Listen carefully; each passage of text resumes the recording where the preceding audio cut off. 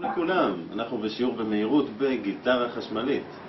הפטנט הכי טוב זה בעצם להחזיק את המפרט באלכסון ואת היד להניח אותה בשטח שבעצם מעל המטרי הבאס, ואז אנחנו מגיעים למצב שהמפרט לא נתקע לנו באמצע המהירות. אוקיי? אם נחזיק אותו רגיל כמו בפריטה רגילה, אז יצא לנו דבר כזה, פתאום נעצר. אבל אם אנחנו מחזיקים באלכסון בצורה כזאת, אז יש לנו בעצם חלקות.